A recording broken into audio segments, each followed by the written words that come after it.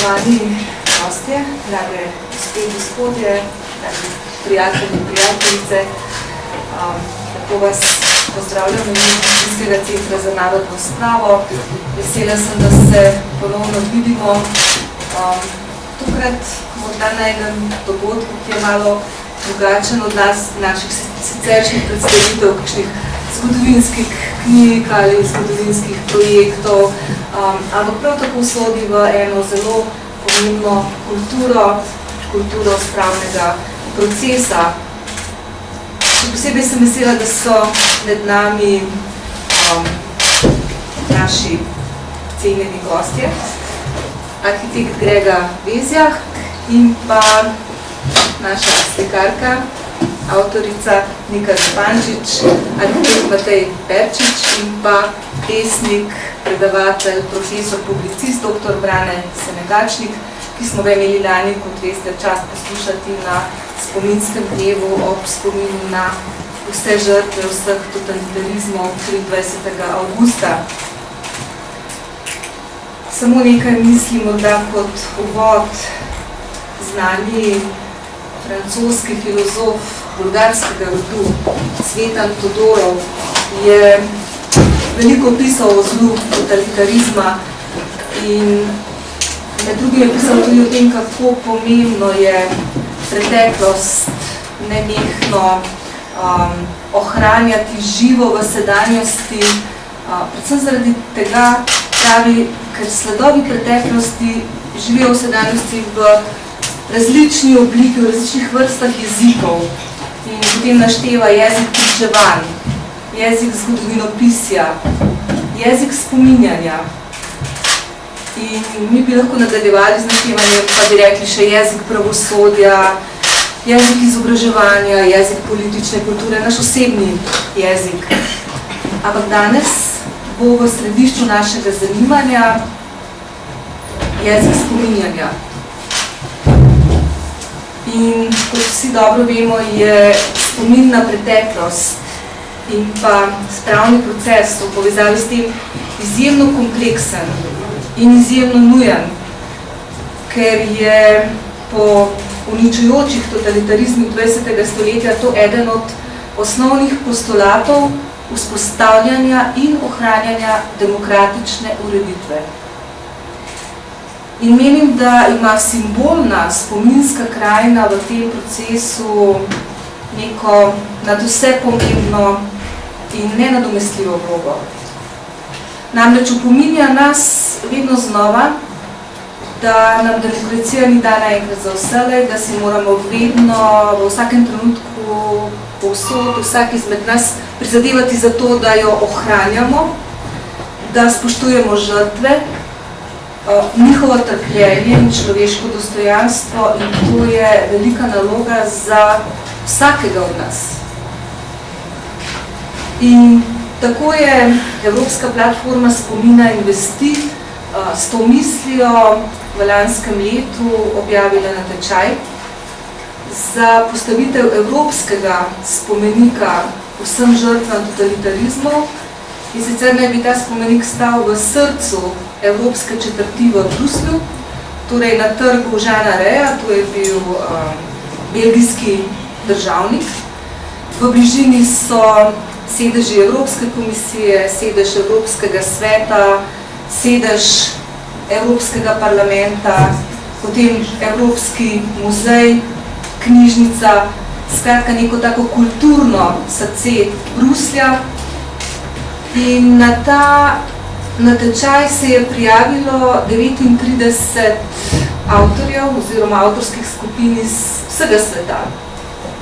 Rada bi poudarila še to, da je bil eden od namenov tega natečaja tudi ta, da se Zahodna Evropa bolje kot se sicer spozna s trpljenjem žrtev iz držav za tako imenovano železno zaveso. Kajti kot vsi vemo in kot se vsakodnevno znova in znova dokazuje, Zahodna Evropa to trpljenje teh žrtev pod komunističnim totalitarizmom dojema drugače. Drugače kot mi, ki smo to doživljali in ki pravzaprav še vedno doživljamo skozi posledice take in drugačne. Torej, mednarodna komisija je potem v začetku letošnjega leta odločala o teh predlogih in izmed teh 39 izbrala 10 najboljših. In Evropska platforma spomina in vesti jih je povabila, avtorje teh 10 najboljših, v Bruselj, kjer je bil konec aprila organiziran poseben simpozij, posebno torej, public hearing, kot rečejo temu v Evropskem parlamentu, ki ga je gostil evropski poslanec Laszlo Tőkés, nam dobro znan, nekdanji evangeličanski pastor iz Timisoare, ki je bil, lahko bi rekli, začetnik romunske revolucije leta 1989. Namreč, ko so ga hoteli zapreti, se je množica ljudi postavila njemu v bran in s tem se je potem začelo gibanje po vsej Romuniji. Torej, gospod Laszlo Tőkés je gostil ta dogodek in na njem so bili tudi avtorji iz Slovenije, na kar moram reči, smo pa še posebej ponosni. Vsi 4 oziroma 3 so bili tam, oziroma gospod Perčič je moral malo predčasno oditi, zato se nismo srečali, ampak jaz sem zelo vesela, da je danes med nami, da nam bo lahko kaj povedal.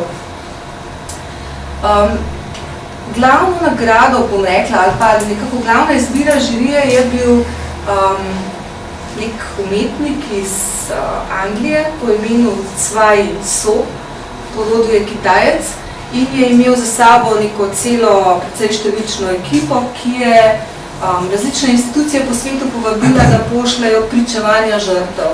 In potem na podlagi teh pričevanj je nekako on sestavil tlak tega trga iz teh pričevanj žrtev.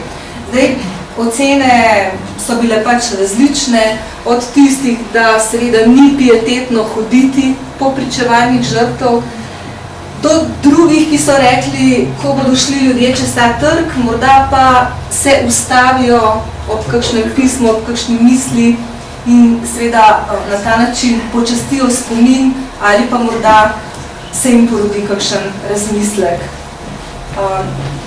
Saj v bistvu ne za to gre, da nas umetnost, arhitektura, skratka ta simbolna spominska krajina nagovori. Da nagovori naša srca, naše možgane in da se zamislimo in da morda se pa te grozote, ki se jih spominjamo, vendarle nikoli več ne bi ponovile. Naj končam z eno mislijo. In sicer Slovenija še vedno pogreša spomenik žrtvam komunističnega totalitarizma v svojem glavnem mestu. Na drugi strani pa ponovno oživljajo simboli totalitarnega zla in to je slabo. To je slabo, to je lahko celo usodno sporočilo za mlado in neutrjeno demokracijo, kakršna je slovenska. Zlasti pa je to slabo sporočilo za mlade ljudi. Po mojem globokem prepričanju bi vendarle za obstanek demokratične Slovenije morali častiti zvestobo demokratičnim vrednotam in se spominjati neomajnega poguma tistih junakov, ki so zmogli toliko moči, da so se uprli komunističnemu totalitarizmu. S to mislijo in pa zahvalo sodelavcem, zlasti gospe Marti Keršič, ki je koordinirala ta dogodek, prepuščam besedo vam. Sem vam zelo hvaležna, da ste si vzeli svoj dragoceni čas, da ste prišli, da nam boste zdaj podrobneje predstavili svoje predloge in ob koncu morda odgovorili tudi na kakšno vprašanje iz publike. Hvala lepa še enkrat.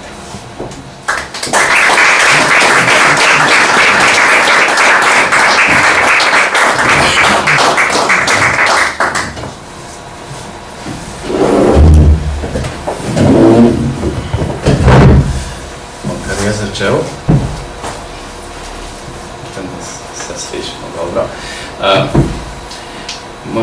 Moje ime je Grega Bezjak, sem arhitekt z primorskega konca Slovenije, iz Bilj. In na ta natečaj sem se prijavil gotovo tudi zato, oziroma sem sodeloval, ker tudi naš kraj, tako kot cela Slovenija, je močno zaznamovan s totalitarizmom v zgodovini in kar se čuti seveda še danes v spomenikih in tako naprej.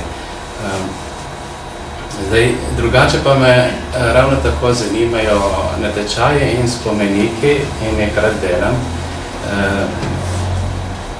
Lahko gasite tukaj luč. Nedavno smo naredili spomenik v Novi Zelandiji, Oimanava, nacionalni spomenik za potres v Canterburyju. Lani je bila otvoritev tega spomenika.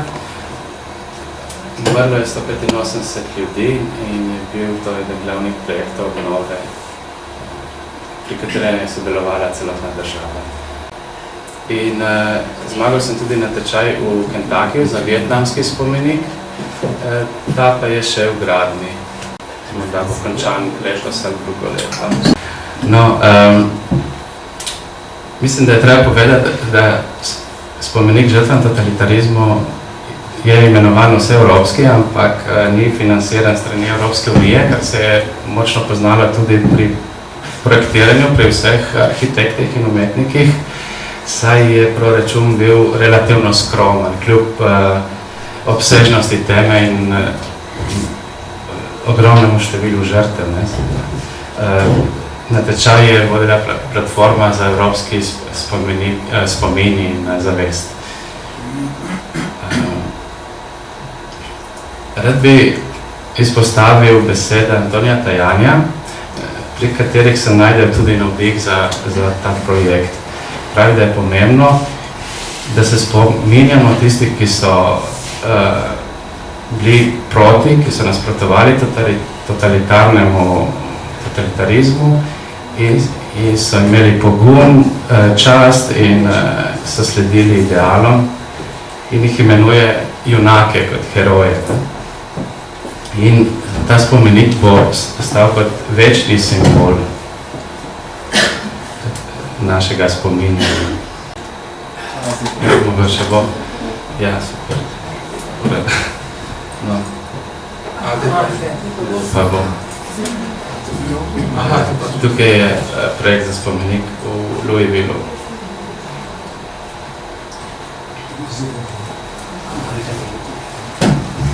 Hvala. Tukaj so besede Antonija Tajanja.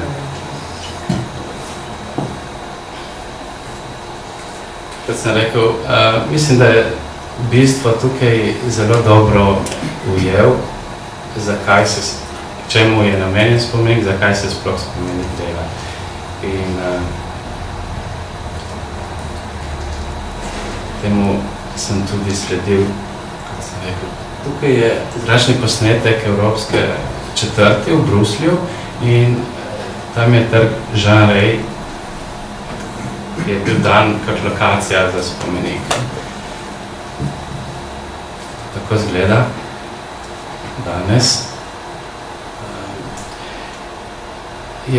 To je trg, ki je bil urejen, bi rekli, lahko pred kratkim, s fontanami, tlakovan z granitom, okrog ima posejene zeleno bariero, drevesa in klopi, ki gledajo noter, tako da je lepo izoliran od prometne ceste in ostalega hrupa okolice. Kot sem rekel, proračun je bil dokaj skromen za spomenik, zato sem želel čim več ohraniti oddane situacije, da ne bi porabili sredstva po nepotrebnem in uničevali, kar je že dobrega tam. Tukaj lepo vidimo klopi, kako gledajo v tem kvadratu proti sredini.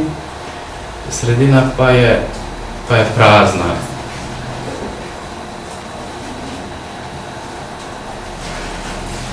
In te fontane seveda živo vodo privlačijo mnoge, tudi predvsem otroke. In nekako iz tega sem tudi črpal navdih, kar je že bilo tam dano. ko sem sledil temu materialu, kamnu, granitu, ki seveda odlično se sklada z našo nalogo spomenika, saj predstavlja moč, trdnost, večnost in hkrati je naravna snov, ki pride iz zemlje in lahko predstavlja tudi nekaj mrtvega, ki pa je bilo živo. Vsi vemo, da kamni nastajajo v globinah pod pritisk in tako naprej tudi živega sveta. Drugi navdih je bila voda, izvir vode, ki pomeni očiščenje, pomeni življenje in še mnogo več. Ta voda pa svojim tekom pomeni tudi nadaljevanje, neskončnost, spominjanje. Zdaj se lahko pobliže ogledamo lokacijo, iz katere sem izhajal.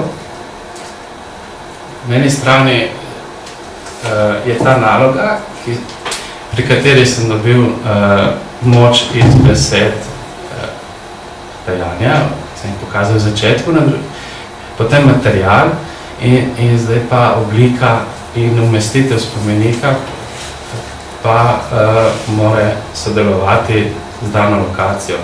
Kot sem rekel, tukaj je ta zelena bariera, ki bo odlično delovala tudi, ko bo spomenik narejen. Zato in zaradi tudi omenjenih sredstev sem vse to vzel kot del spomenika, kot načrtovanje tega mojega predloga. Vidimo ta drevesa, ta zelena meja ima prekinitve in sicer na vsakem vogalu in še v sredini. Zdaj, iz določenih cest pa so ti dolgi pogledi proti sredini kvadrata tega prostora.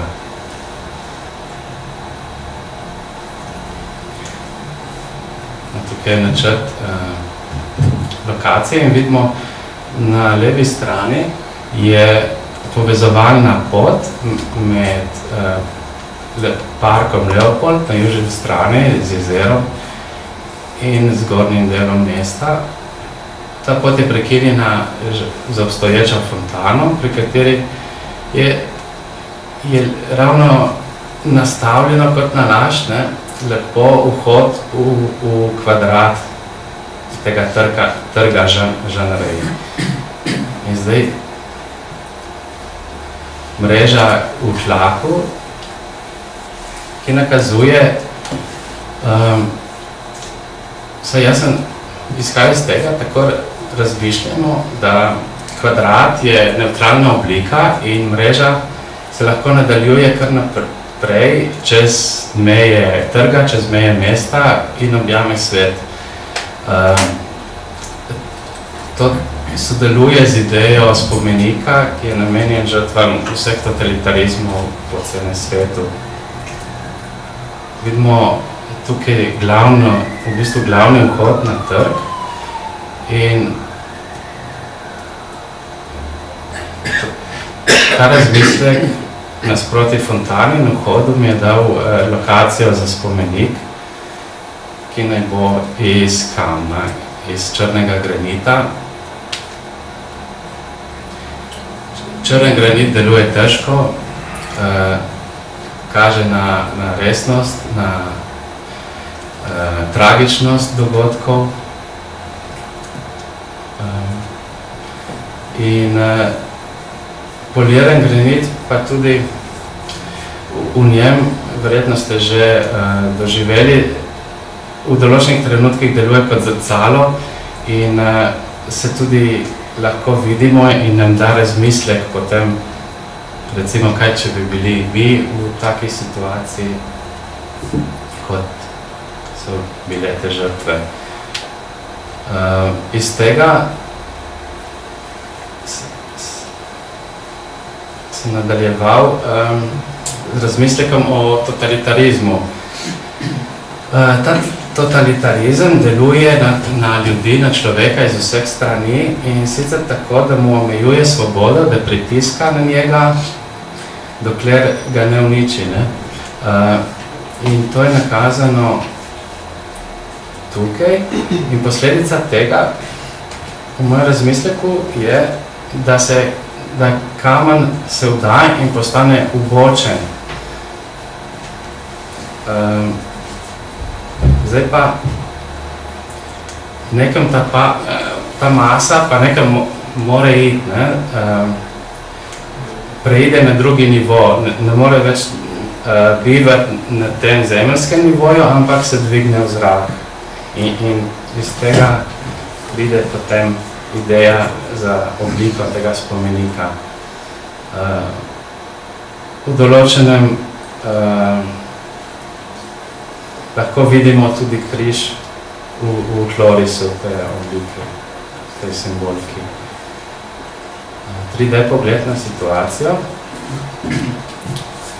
in tako nastane vertikala. Zdaj, drugi razlog za vertikalo je seveda ravno to, da spomenik kljubuje, gre proti tistim totalitarizmom, ki so hoteli izničiti te ljudi, te žrtve. In ravno, da stoji po koncu, kaže na to, da na koncu totalitarizem ni zmagal. Po drugi strani pa je vertikalo mogoče razbrati že oddaleč, pritegne ljudi blizu in hkrati je razumljiva vsem, da se gre za nekaj resnega, da je tukaj spomenik. Ker mogoče veliko sodobnih spomenikov večina ljudi niti ne razbere, da gre za spomenik. Zdaj, iz te vertikale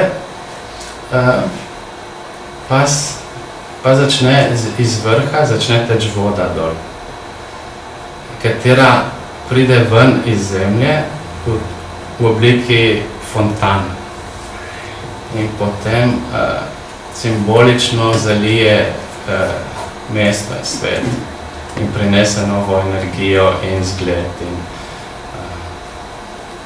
kot pšenično zrne, ki umre in obrodi obilo sadu. Tu pogled na spomenik. V projektu je visok 20 metrov. Mogoče tudi zato, da spominja na 20. stoletje številčno. Tukaj je protokolarni vhod, kjer bi politiki lahko polagali vence in bolj intimen pogled na vsakodnevno rabo spomenika, kjer lahko ljudje, svojci polagajo rože, sveče.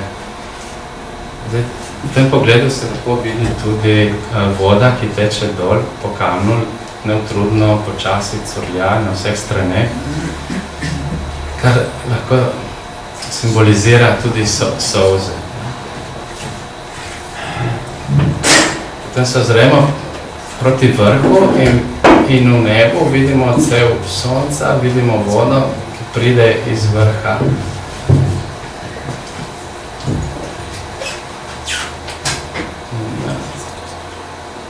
Pogled s fontanami, kot bi bil. Nakratko je to vse. Zdaj, če so vprašanja, pa kar najboljši, dokler je še sveže. Najraje razlagam, da odgovarjam na določene vprašanje, ker drugače je mogoče malo težko. Ne vem, katera smer stran vas najbolj zanima, zato ker vprašajte, če ima kdo kaj.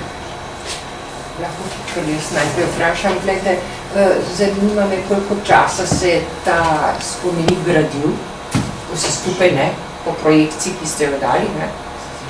To je eno, in drugo, koliko je stal.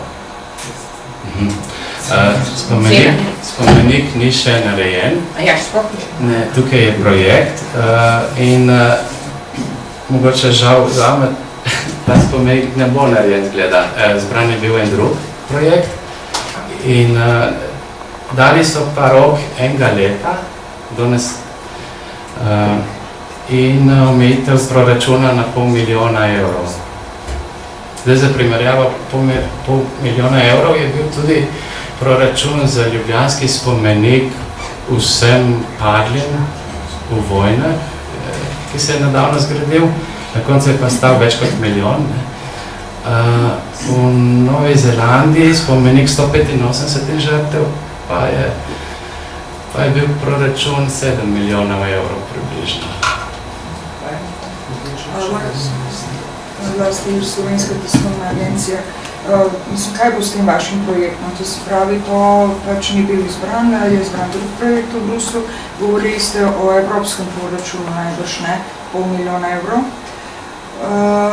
Zdaj me zanima, kaj bo z vašim, pa ne vem, mislim, mogoče tudi z ostalim tem spomenikom, mislim, predlogom vašim, predlogom. Ali to mogoče kakšen predlog za Slovenijo, ali pa ne vem.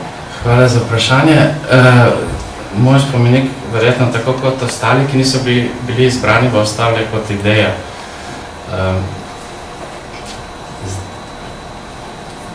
Težko je prenašati isti projekt na druge lokacije in še posebno za druge namene. Tako da gotovo bi za nov spomenik naredil drug projekt. Zdaj, sredstva pa nisem prepričan, iz katerih virov bi dobili, to morate vprašati platformo. Vprašanje sem podlagan, da kar izvolite naslednji predlog. Kaj se predstavlja naš projekt, smo skupina arhitekt Negačič, jaz sem slikarka Nika Zupančič in pesnik Branica Negačnik.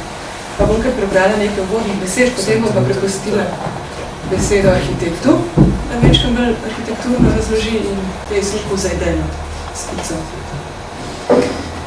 V glavnem, ideja se je porodila približno pred letom dni, ko sem izvedela za ta razpis in sem jo povezala s svojo slikarsko izkušnjo, ki je obvladovanje dvodimenzionalne slikovne površine. Še zelo živo se spominjam časa, 30 let, v drugo leto, ko je padel Berlinski zid. Zame je bila to velika prelomnica, euforičen čas upanja za novo, enotno, združeno in svobodno Evropo. To idejo zidu sem želela porabiti tudi pri spomeniku. S tem simbolom ločevanja in zapiranja sem želela ohraniti spomin na ta čas nesvobode in hkrati nakazati odpiranje in upanje. Zato sem želela v ta zid, ki ga bomo kasneje videli na projekciji, vnesti element vode, ki je obenem neprehoden in prehoden in je podoben moji slikarski poetiki v svoji zabrisanosti in prosevnosti.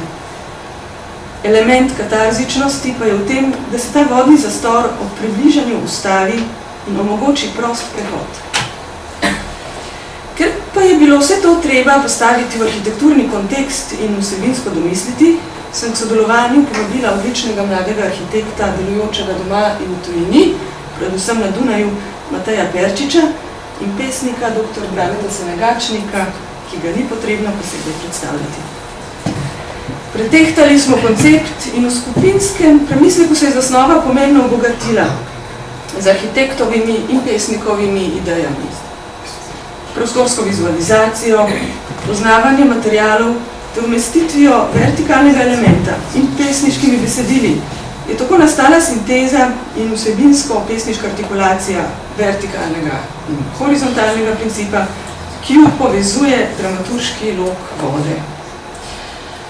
Zdaj bi pa besedo prepustila kolegu Mateju Perčiču in dr. Branetu Senegačniku.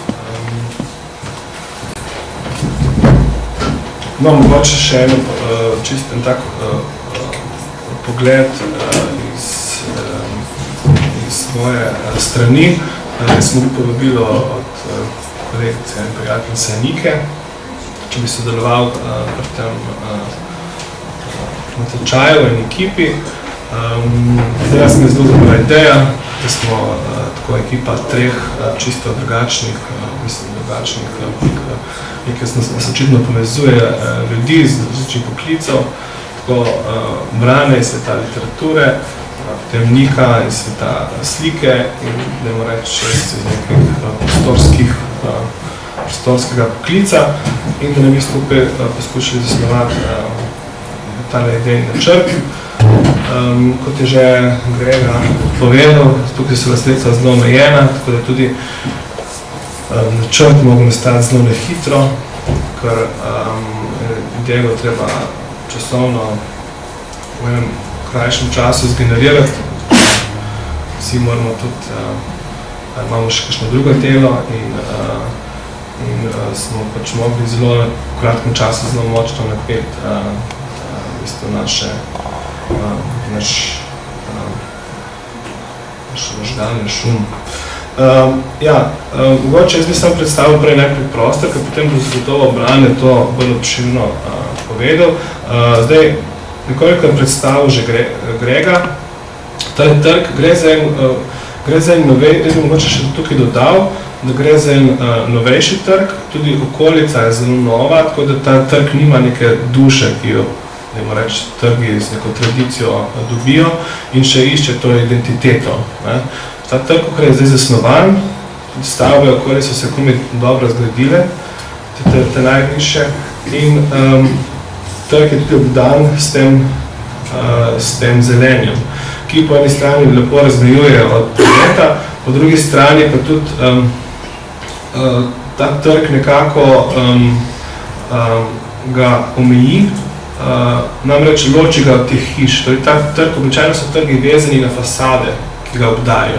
Zato pomemben trg, ni pomemben trg sam po sebi običajno, ampak so pomembni objekti, pomembni spomeniki na njem, to potem naredi se da trg pomemben in veliko število ljudi, ki ga uporablja. Ta trg je pa nekaj nekoliko, bi rekel, zelo je tak miren, malo ljudi ga dejansko uporablja, mogoče zjutraj, ko je v službo ga prečka precej oseb, ampak sicer so možne take situacije, bi rekel skoraj že malo vaško scena, ker je pa prazen in omogoča pa tudi take shode, to je bilo, mislim, shod za obarvah, vidimo za Katalonijo.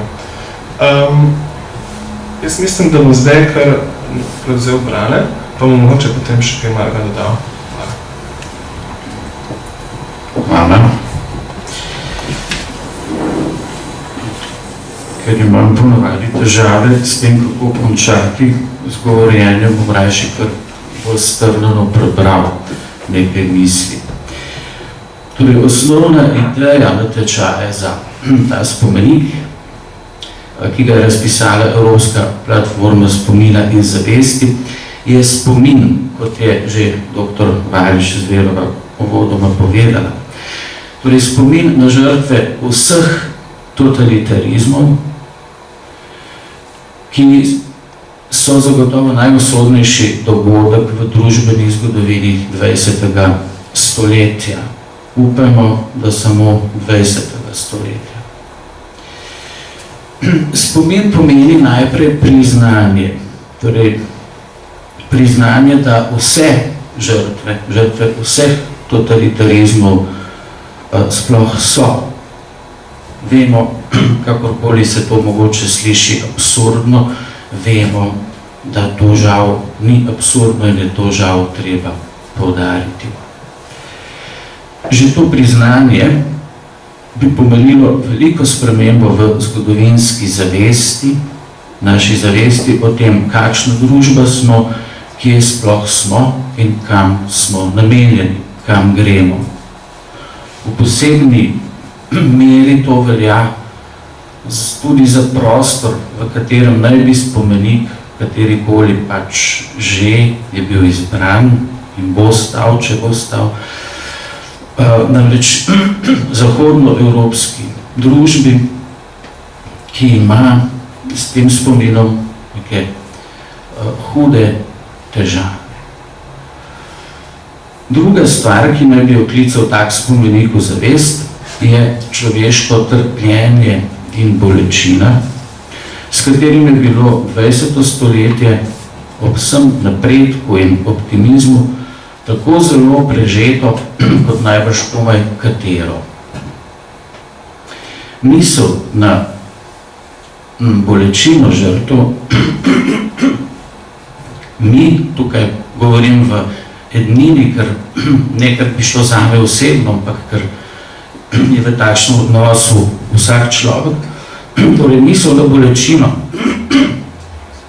žrtev mi te žrtve človeško približa iz sicer srhljivih številk, ki pa so vendarle vedno samo številke, in iz neznanih imen postanejo te žrtve moji bližniki in mi pomagajo razumeti tudi to, kdo sem jaz sam, pa tudi kako dragocen je čas demokracije, čas, v katerem imamo možnost očistiti spomin in ga približati resničnosti. Bolečina drugega končno začrtuje tudi etično mejo, preko katere nobena politika ne bi smela in ki je nobena politika tudi ne bi smela ignorirati, če naj bo v stiku z resničnostjo in če naj bo njeno obzorje prihodnost. Iz teh misli smo izhajali ali pa so se porajale med delom pri oblikovanju simbolne razsežnosti našega projekta. Beseda spomenik nosi v sebi besedo spomin in to je bilo jedro naše zamisli, torej resničen spomin, očiščen s simbolnimi solzami žrtev, znanih in zamolčanih, a vseh žal resničnih. Latinska beseda za spomenik je monumentum, to se pravi opomin na to, kdo v resnici smo, kje smo in vprašanje, kaj v resnici hočemo. Tudi to je bil eden od namenov našega projekta, naše zamisli.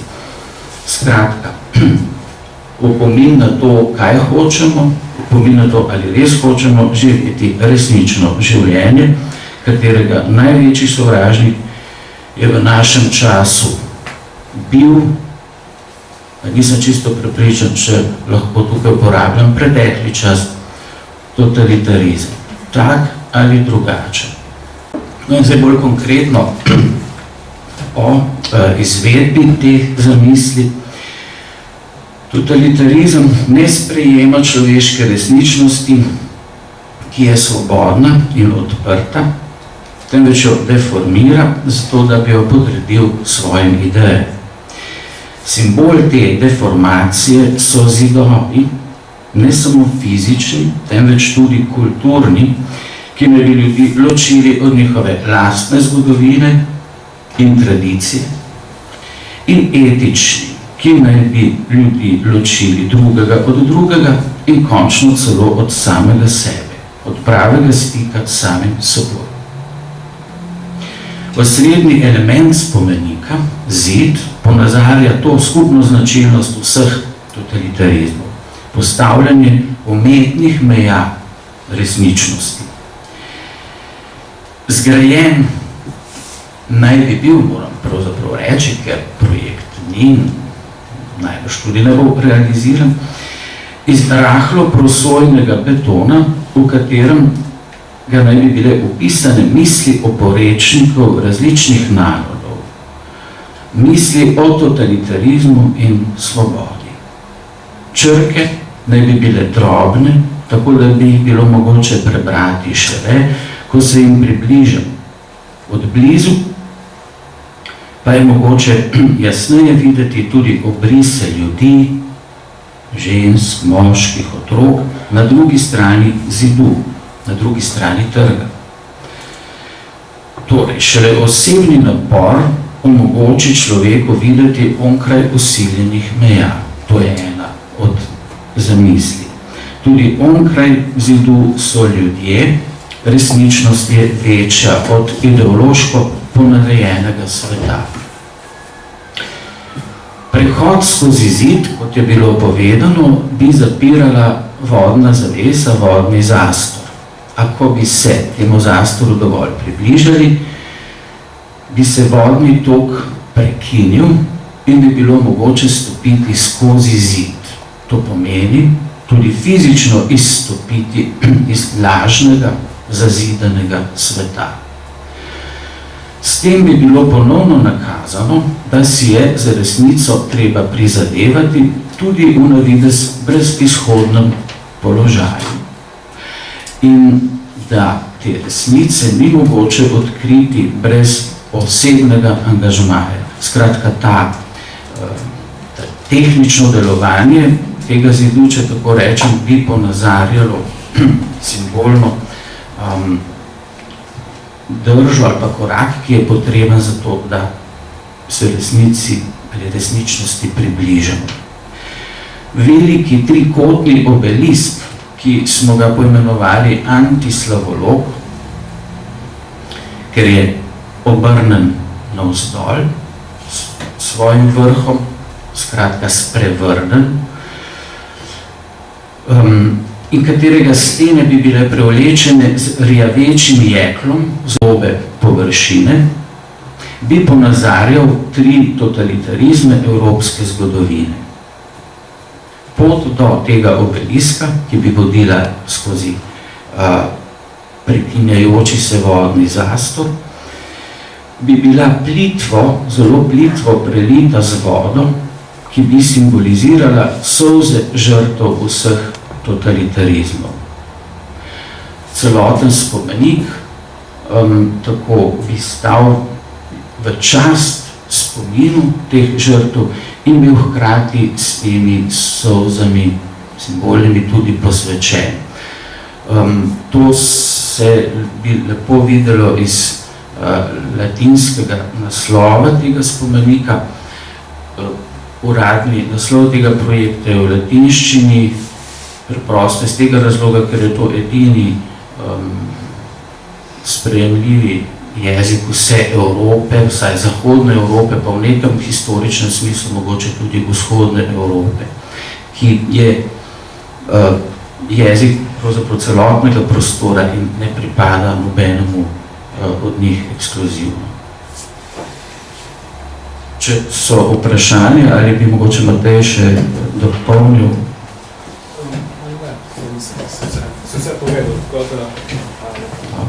Sicer pa seveda vabljeni k vprašanjem. Jaz bi nekaj vas vprašal.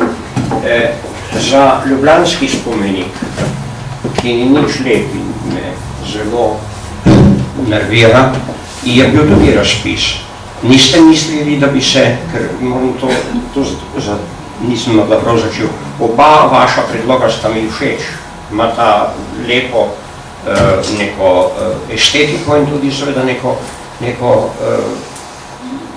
duhovno sporočilo. In bi bil vesel, če bi eden od takih spomenikov bil namesto tistih velikih stebrov tam, ali kaj bi rekel. Niste se imeli namena, ali se niste vedeli, da se niste odločili, da bi bil pa vaš spomenik tam stal, nam veselje. Ali lahko na to čisto pragmatično odgovorim? Običajno en tak projekt zahteva zdaj odvisno koliko ljudi, zahteva recimo en mesec dela. Lahko kaj manj, lahko več, odvisno koliko si hiter, koliko si. In za delo, ki ga opraviš, seveda dobi nagrado samo 1, 2, mogoče 3, vsaj dobijo neke stroške, povrni ostali delajo to bolj za svojo dušo, za svojo ambicijo, Tako da, jaz sem se sicer pred 5-6 leti odločil, da ne bom več deloval na javnih natečajih osebno, ker je, ko sem zračunal, en tak projekt je bil v Mariboru, zato je bilo to mesto kulture, za galerijo, kjer je sodelovalo 120 arhitektov, tam je šlo še bistveno večja. Jaz sem zračunal, da so arhitekti investirali v tisti natečaj približno 1,5 milijona evrov. In ta hiša se ni zgradila. Torej vsaka ekipa je investirala, če te rečem, sceni vrednotne ure, 12,000 evrov, 10, odvisno, ker to je ogromen projekt in se ni zgradila.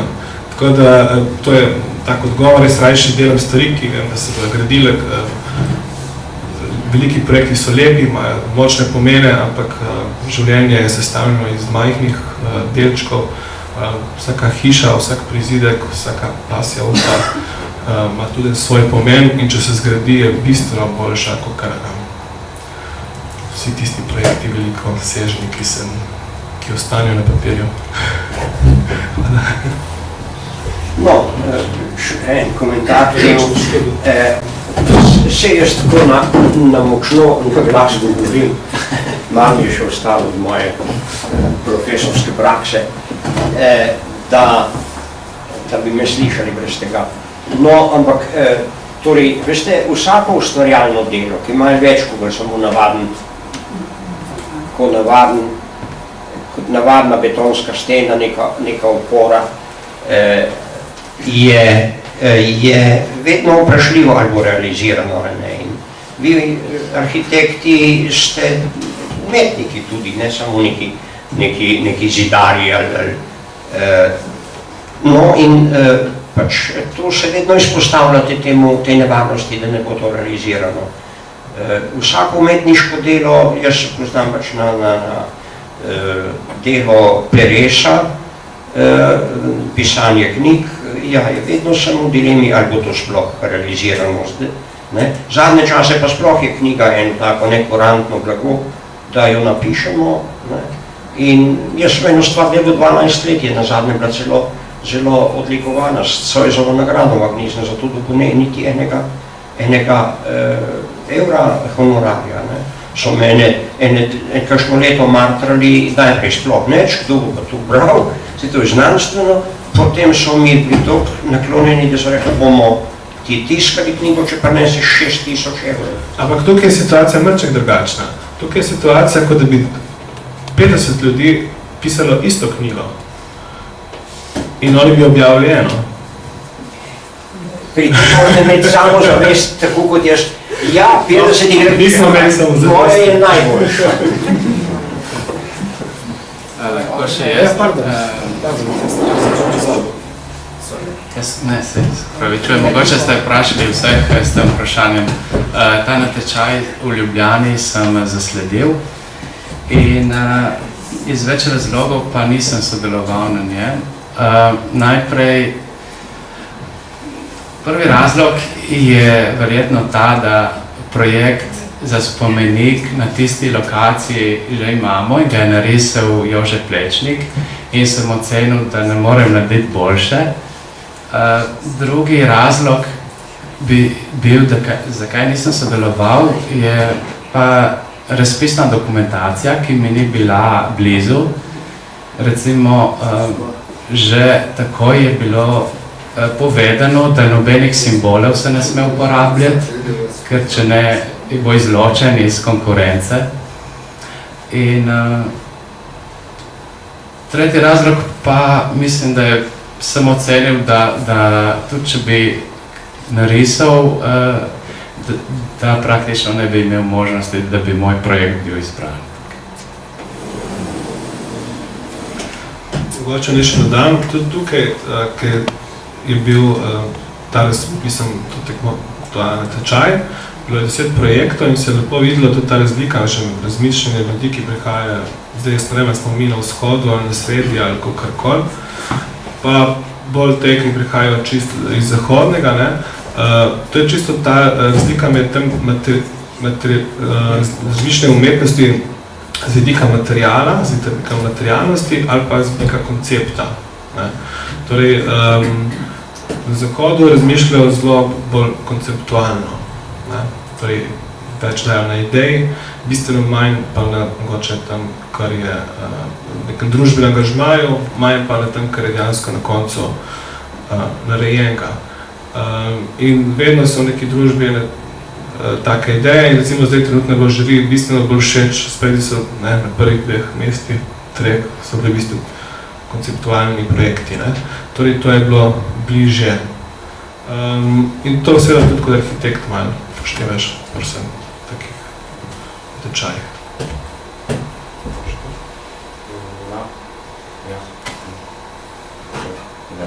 Skratka, jaz bi se navezal na te vprašanja, ki so bila zdaj. Na te vprašanja, ki so bila zdaj dana, imam podoben razmislek oziroma misel in sprašujem oba projekta. Mislim, da pri nas je dokaj jasno arhitektom, ki v razpis vstopajo, kako je sestavljena komisija in kako gleda na posamezne vsebine in sporočila, ki jih spomenik hoče dati. Se pravi, jim je precej jasno,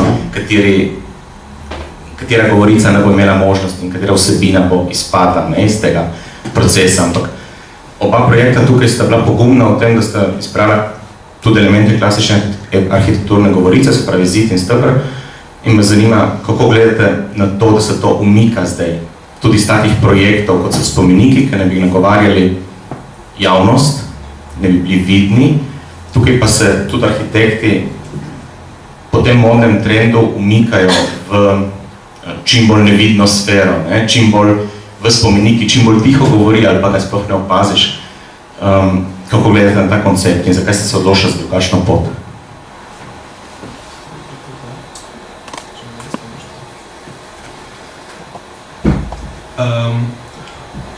Jaz mislim, da vsaka sfera, vsako področje delovanja, ne bo to pa tudi v končni fazi arhitektura, ima ene družbene premike, mogoče bi lahko to imenovali tudi neko modo. Ta moda ima seveda čisto realne, pragmatične osnove. Med drugim je tudi ceneje. Ceneje je, če razmišlja ena oseba in ceneje, kakor pa, da 100 ljudi nekaj gradi. In smo pač tudi v takem obdobju.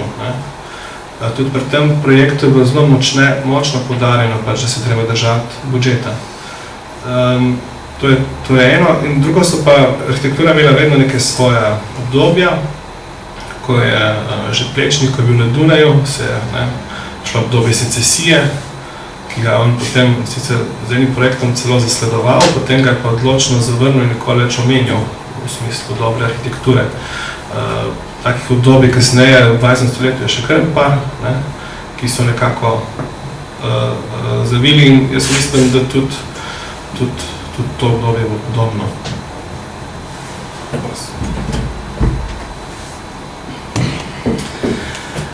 Ja, naročnik ima zmeraj prav, on izbira, kaj se bo zgradilo, arhitekti lahko rišemo svoje ideale. Verjetno pa se večina arhitektov sčasoma prilagodi, ker vidi, kateri projekti so zbrani in začnejo tudi oni tako delati, in se ustvari neka moda ali pa lahko rečem tudi drugače temu. Jaz pa vseeno poskušam vsak projekt, ki ga delam, poskušam slediti svojemu razmisleku, svoji viziji in ga naredim tako, da je meni všeč. Se nedosti oziram potem, ali bo zbran ali ne. Je pa res, da če, kot prej rečeno, če vidim, da nima možnosti, da bi bil izbran, potem pa rajši ne zgubljam časa. Ravno tako za Novo Zelandijo nisem poznal nobenega v komisiji in kaj je njim všeč. Sem razmislil o problemu, o prostoru in sem ponudil moje rešitev, katera se mi je zdela meni osebno najboljša in je bila zbrana. Kdaj se zgodi tudi to.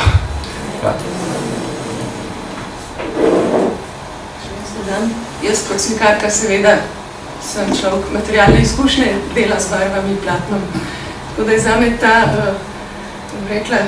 ta možnost te materializacije, tudi mogoče mojega slikarstva skozi to, je ena čisto oblikovalska, kreativna, veselje. Seveda, stvar mora biti vidna, čutna, haptična, to jaz kot slikarko tudi nekako doživljam konceptualno. Hvala.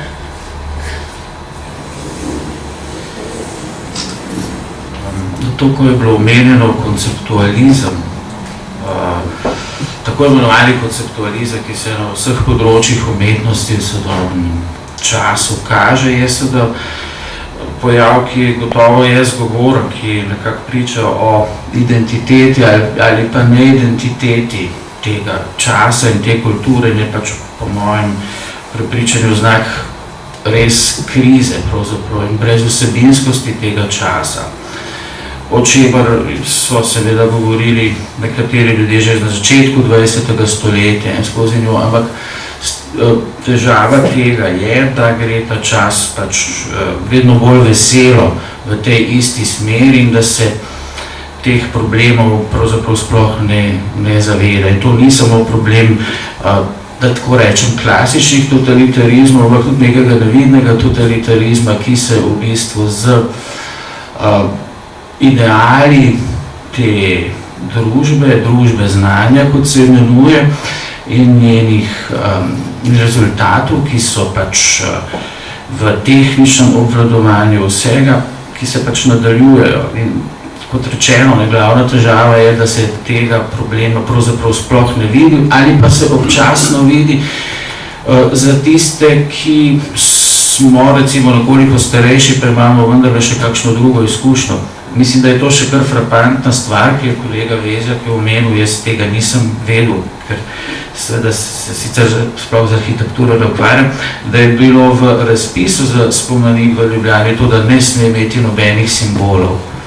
Mislim, če pa to ni frapantno, spomenik brez simbolov, mislim, da je pravzaprav ta razpis na nek način spomenik kulture našega časa s tem členom. In tukaj je tisto, kar je pač spričevalo tega časa. Zdaj, ne glede na to, da se pač naši projekti ne bodo realizirali, mislim pa, da je vendarle zanimivo in lepo, da so bili pa le predstavljeni v Evropskem parlamentu, kar konec koncev nekaj pomeni. In če se prav spominjam, je bilo v razpisu omenjeno tudi, da naj bi bile razstave 10 najboljših projektov po raznih evropskih mestih, kar vendarle nekaj je.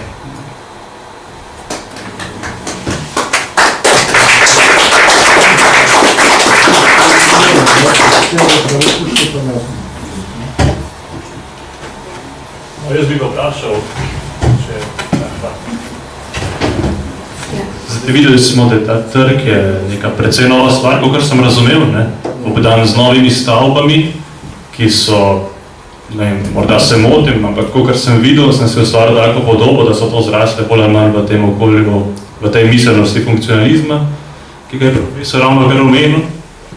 Zanima, kako ste se pač v oba projekta odzvali na to, da vstopata zdaj s tem vzvišenim smislom, ki ga prinašajo pač lakrime, solze žrtev, v eno okolje arhitekturno prazno nekega vzvišenega smisla.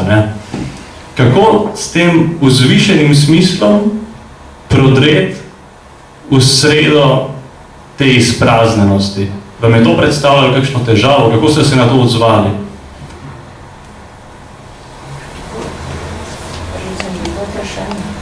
Lepota bo odrešila svet, tako da nikoli ni preveč smisla in vzvišenih umetnosti.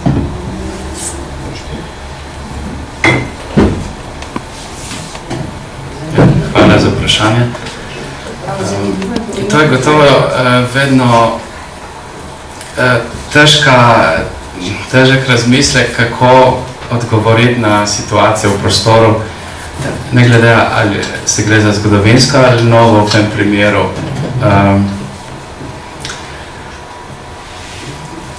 Zdaj, ena stvar je tukaj, kot smo videli, ta trg ima že drevesa okrog.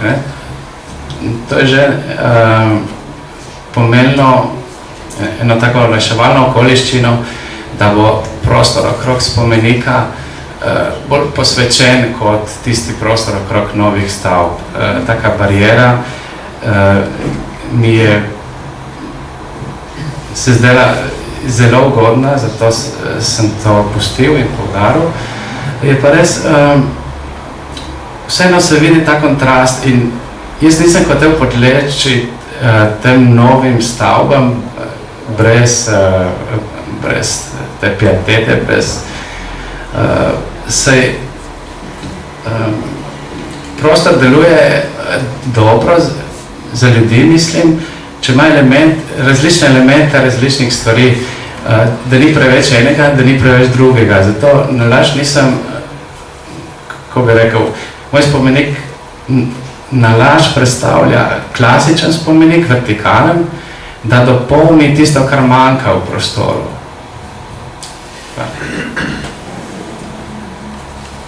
Ja, jaz bi samo mogoče še dodal, da poleg teh dreves okoli je tudi promet zelo tako speljan, tako da dejansko se tam dogajajo koliko mogoče malenkost konfuzna situacija po eni strani, ampak je precej odrezen od teh stavb okoliških in zato tudi v bistvu slabo komunicira z njimi. In zato ima tudi kot trg neko težavo, ko običajno poznamo trgi dobro funkcionirajo, kot sem rekel že prej, ko imajo okoli pomembne fasade, ki jih mnogi ljudje uporabljajo, mnogi ljudje vstopijo v neke hiše z tega trga, potem gre tukaj za en pomemben in dobro delujoč trg. Mi smo se bolj ukvarjali čisto situacijo na trgu. Trg je mogel biti še vedno pretočen, še vedno biti uporaben tudi za kakšno zborovanje. Predvsem bolj znotraj, kot da bi se, ko pravim, ta vizualen stik človeka, ki je na trgu, je precej ozelenjen. Torej, te stavbe se pol dvignejo nad tem zelenjem in mogoče niti ne tako vplivajo na samo atmosfero.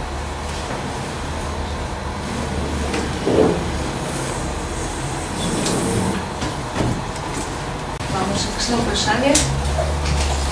Jaz še enkrat res iskrena hvala strani Študijskega centra za narodno spravo. Mogoče še v informacijo tudi vsem ostalim.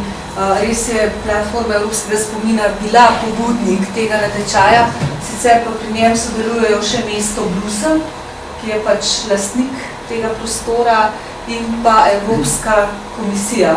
Tako da je to skupen projekt, za katerega upamo, da se bo uresničil v bližnji prihodnosti in pa seveda, tako kot ste dejali, vaši projekti bodo pa, to sem prepričana, predstavljeni po različnih, ne samo evropskih mestih, ampak tudi po svetu, povsod, kjer je pač platforma Evropskega spomina in vesti prisotna. Še enkrat hvala lepa in čestitam.